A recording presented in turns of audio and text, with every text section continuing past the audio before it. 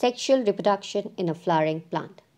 In this module, we are going to discuss about the essential and non-essential whorls, working of the essential whorls, pollination and its types, and lastly about the fertilization process, how the process takes place in a flowering plant. So let's get started. On the basis of the structure of a flower, the floral parts, they contain the four whorls: sepals, petals, stamen and pistil. So let's discuss about these four whorls. The first is your sepal. It is also called as calyx. It is the outermost accessory whorl of a flower. They are generally green colored. In few flowers, the sepals are colored and they resemble petals. These are called as petaloid sepals. The calyx, it protects the inner floral whorls in a floral bud. The green sepals, they contain the chlorophyll and can carry out photosynthesis for preparing the food. The second type is your petal. They are also called as corolla. It is the second whorl of a flower. The petals are arranged in a single whorl, but in some plants such as poppy, they form two whorls. These petals, they add to the beauty and fragrance of the flower. They protect the inner whorls of the flower, and these petals, they also attract the insects and help in the process of pollination. The third part is your stamen. They are termed as androecium. They are the third and male reproductive whorl of the flower. The number of stamens, they vary in different flowers. The last part is your pistil. Pistil is also called as gynoecium. It is the fourth and female reproductive whorl of the flower. It consists of one or more carpels in it. The petal and sepal, they are also termed as non-essential flower whorls, and this stamen and your pistil is termed as your essential whorls. These essential whorls, that is your stamen and pistil, they help in the process of sexual reproduction in a flowering plant. So let's discuss about these stamen and pistil in detail.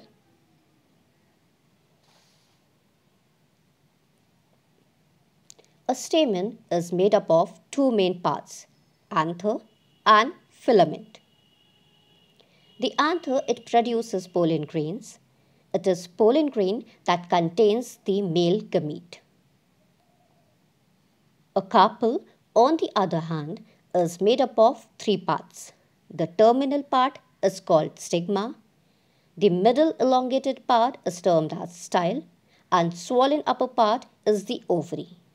Inside the ovary, ovules are present. It is the ovule that has the female gamete called egg cell. For sexual reproduction to take place, a male gamete fuses with the female gamete to form a zygote. Now let's discuss about the pollination, what exactly the pollination means. It is a process of transfer of pollen grains from the anthers of the flower to the stigma of same flower or of another flower of same plant or another plant of same species.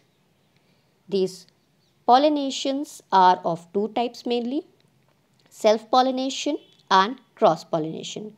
So let's discuss about the types of pollination. First one is your self-pollination. In the pollen grains, when they are transferred from an anther to the stigma of same flower or another flower of same plant, it is termed as self-pollination. It involves only one parent plant. On the other hand, the cross-pollination is the process in which the pollen grains from a flower are transferred to the stigma of the flower of another plant. These cross-pollinations are also termed as allogamy. It involves two parent plant. Now let's discuss about these self-pollination. They are of different types and cross pollinations also. If a pollination it takes place between the two floral bones of the same plant, it is known as geitonogamy. As you see in this picture, this is your geitonogamy, the self-pollination which is taking place. And if the pollination it takes place within the same flower, it is termed as autogamy. On the other hand, if we see the cross-pollination, if the cross-pollination it occurs between the flowers of same species, it is termed as xenogamy. And if the cross-pollination it occurs between the flowers of different species, it is termed as hybridism. Agents of pollination. Nature has always favored cross-pollination. The agents that facilitate cross-pollination in a plant, they are termed as pollinating agents. These pollinating agents are of two types, abiotic and biotic. Abiotic agents are your wind, water, and your biotic agents are your animals like mammals, reptiles, birds, and insects. Process of fertilization. So now let's discuss about the process of fertilization, how it takes place for the sexual reproduction in a flowering plant. Once a pollen grain reaches the stigma of a suitable flower, a tube grows from the pollen grain. This tube travels to the style and reaches the ovary. The male gamete travels in this tube and reaches to the female gamete, which is present in the ovule of the ovary. Then, the male and female gamete fuse together to form a zygote. This process is termed as fertilization. Zygote formed after fertilization, it divides several times to form an embryo inside the ovule.